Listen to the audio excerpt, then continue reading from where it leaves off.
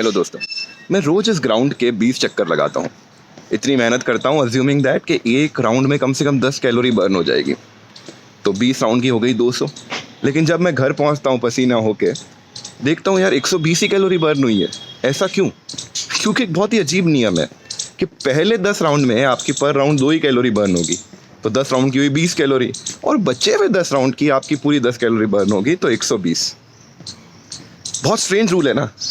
ऐसा ही कुछ होता है एम्प्लॉय पेंशन स्कीम के साथ। अभी रिसेंटली मैंने अपने फादर की पेंशन के लिए अप्लाई किया, जिनकी पेंशनेबल सैलरी थी कुछ 11,187 रुपये। टोटल सर्विस थी 19 साल।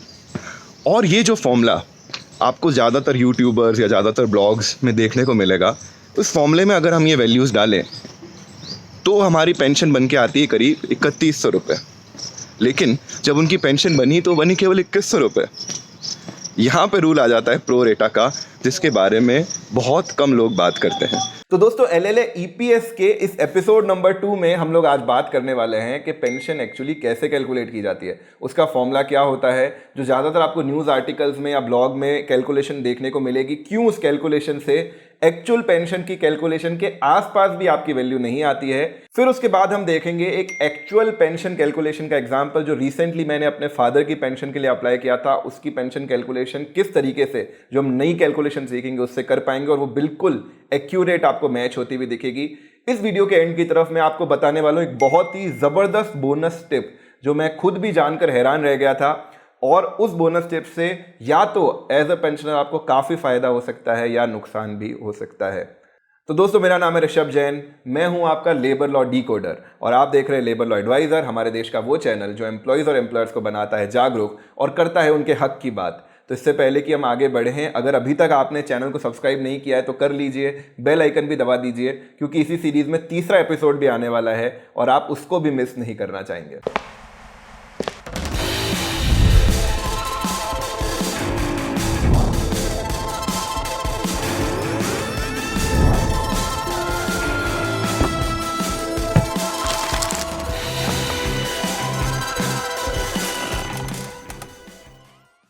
तो जैसा कि आप जानते हैं, एम्प्लॉय पेंशन स्कीम ईपीएस की 3 स्कीम में से एक स्कीम है। बाकी 2 स्कीम है एम्प्लॉय प्रोविडेंट फंड स्कीम और employ deposit linked insurance scheme.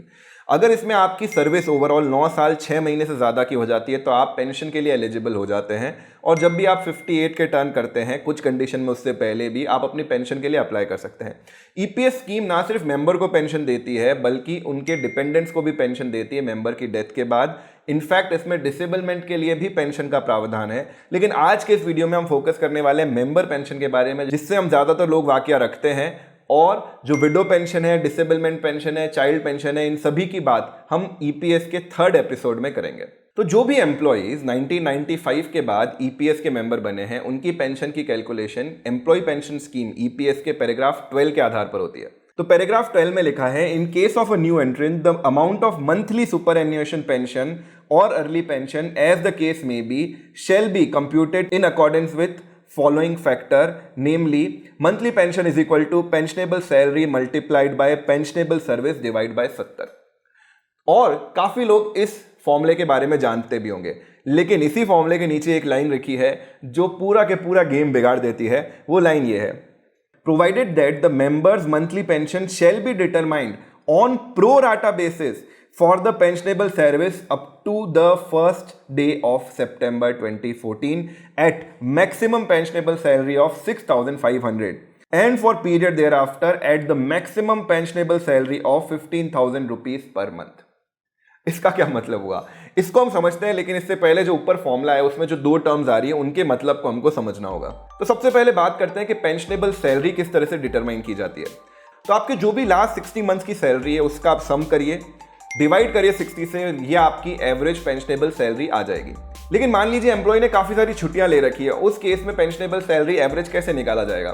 तो उसमें जो एनसीपी डेज हैं, यानी नॉन कॉन्ट्रीब्यूटरी वाले जो डेज हैं, उनको ध्यान में रखते हुए कैलकुलेशन ओवरऑल की जाएगी, और उसमें फॉर्मूला थोड़ा सा रिवाइज हो जाएगा। ये फॉर्मूला बन जाएगा sum of EPS wages multiplied by 30 divide by 60 months में जितने डेज होते हैं, यानी 365 इंटू 5 माइनस एनसीपी डेज। इस फॉर्मूले के आधार पर अगर आपकी एनसीपी डेज हैं तो आप अपनी एवरेज पेंशनेबल सैलरी निकाल सकते हो, जो इस फॉर्मूले में यहां पे यूज आएगी। अब हम लोग बात कर लेते हैं पेंशनेबल सर्विस कैसे निकालते हैं। पेंशनेबल सर्विस मतलब आपने ओवरऑल कितने साल पेंशन फंड में कंट्रीब्यूट किया है। अब ये आपकी सर्विस हो सकती है 10 साल, 15 साल, 10 साल से ज़्यादा कितनी भी हो सकती है जितने साल आपने कंट्रीब्यूट किया है। हाँ, इसमें एक चीज़ का आपको ध्यान रखना है कि अगर आपकी ओवरऑल सर्विस 20 साल से ज़्यादा है तो आपको 2 साल का एडिशनल बोनस मिलेगा। तो मान लो आपकी 19 साल सर्विस है तो पेंशनेबल सर्विस 19 साल ही कंसीडर की जाएगी। लेकिन अगर आपकी सर्विस है 21 साल तो इसे 21 + 2 23 साल कंसीडर किया जाएगा। हाँ, इसमें भी एक कैच है। आप बोलेंगे कितने सारे कैच हैं, मैं सारे इस वीडियो में आपको बताने की कोशिश कर रहा हूँ।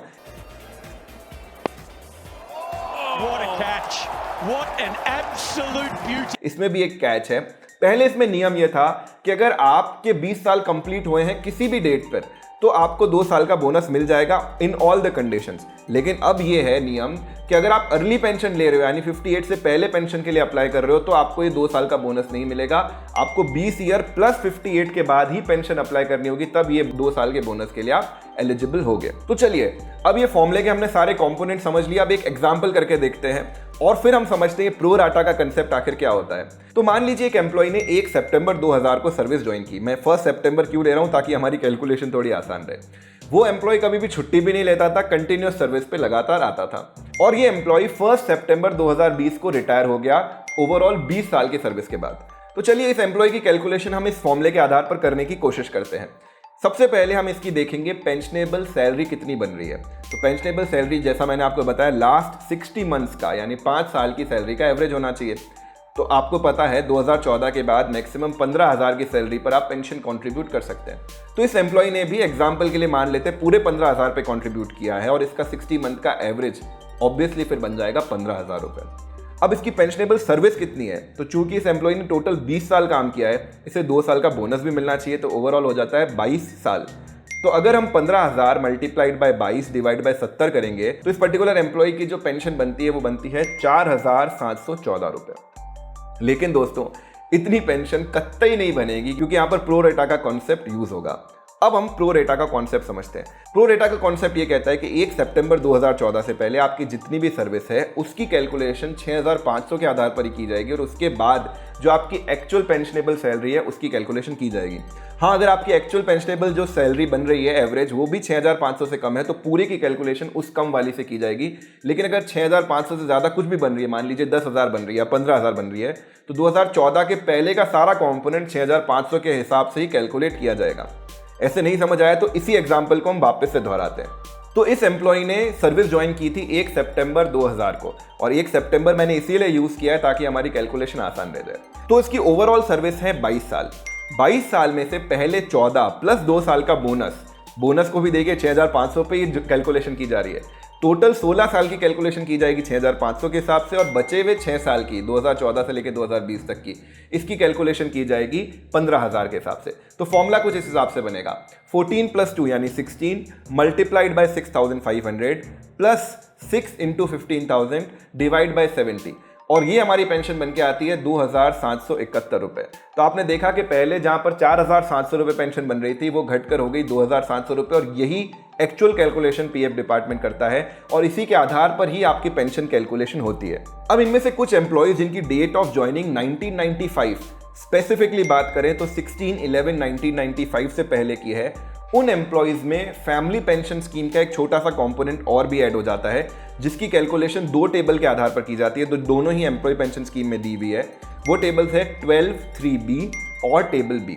इन दोनों को मल्टीप्लाई करके एक फैक्टर निकलता है और ये फैक्टर भी लगभग 500 रुपए के आसपास होता है इन जनरल। तो इससे बहुत ज़्यादा पेंशन पर कुछ फर्क नहीं पड़ने वाला है। लेकिन अगर आपने 1995 से पहले ज्वाइन किया है तो ये समझ लीजिए एक छोटा सा कंपोनेंट एडिशनल आपकी पेंशन में और ऐड होगा।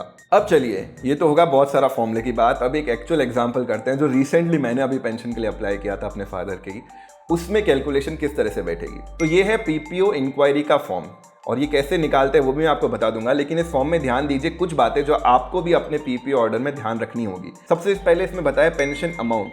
तो ये पेंशन एक्चुअल में बनी है कैलकुलेशन के हिसाब से 2,099 रुपये। इस कैलकुलेशन तक पहुंचने के लिए जो वैल्यूज यूज की गई है वो नीचे सर्विस डिटेल्स के अंदर दी गई है।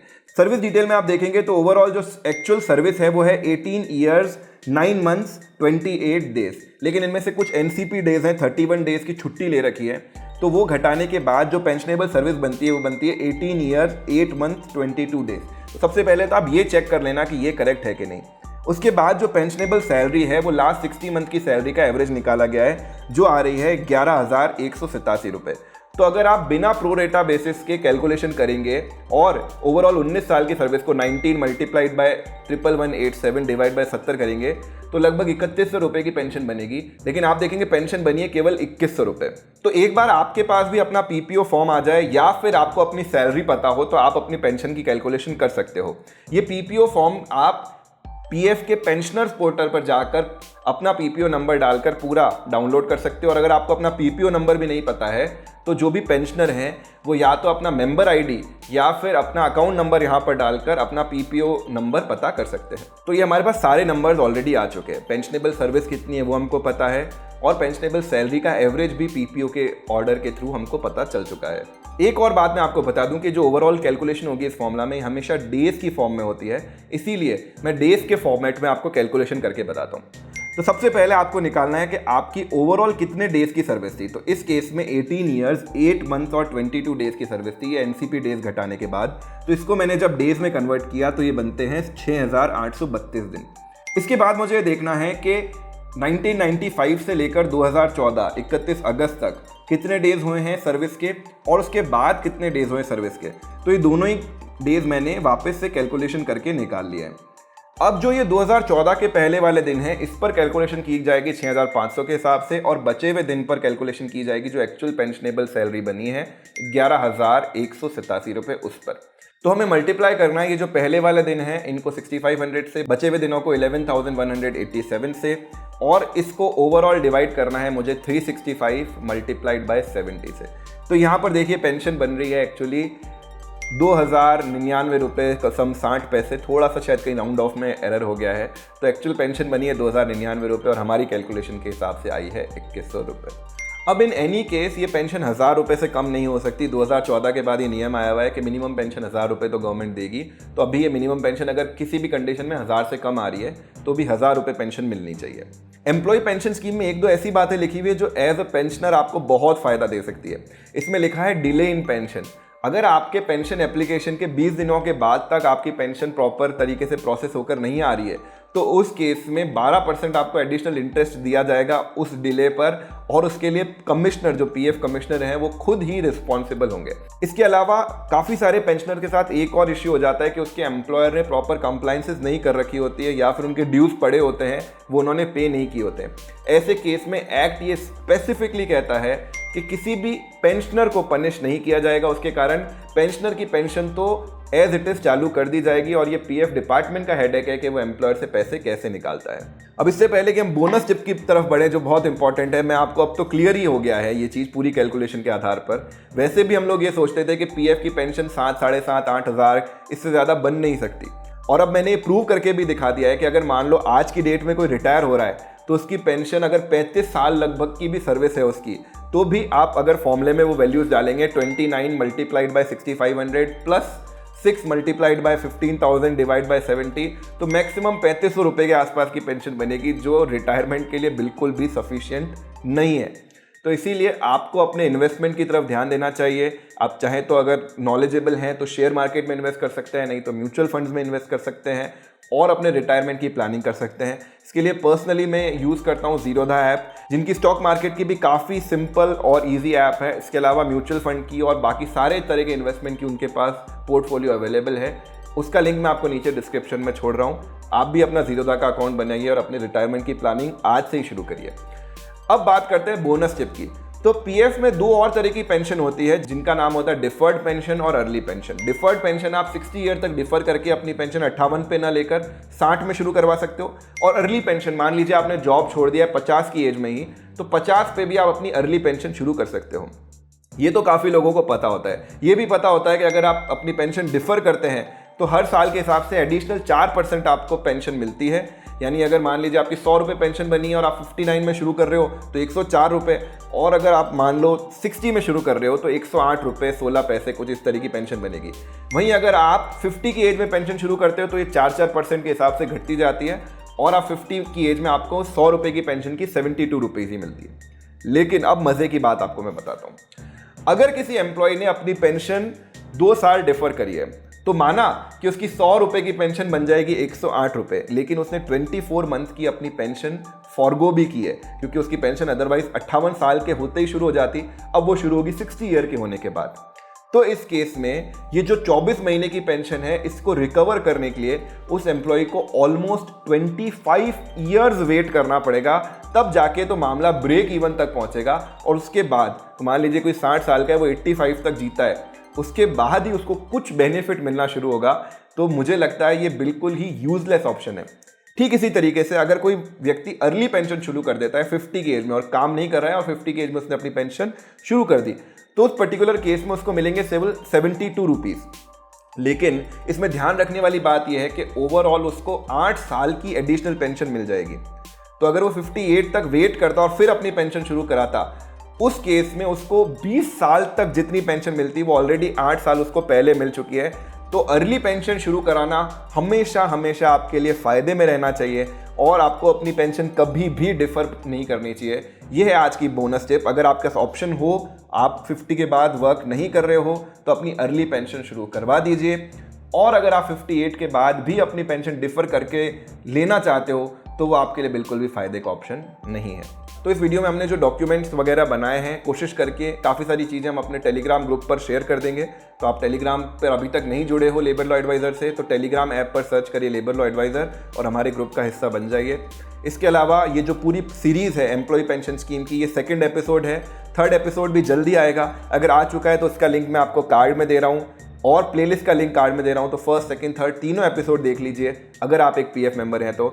और अगर आपको ये एपिसोड पसंद आया तो एक छोटा सा और काम करते हुए जाइएगा, इस वीडियो को लाइक तो कर ही देना, और किसी एक पीएफ मेंबर के साथ ज़रूर शेयर करना, ताकि वो भी अपनी पेंशन के बारे में अवेयर हो सके। तो आज के एपिसोड में इतना ही।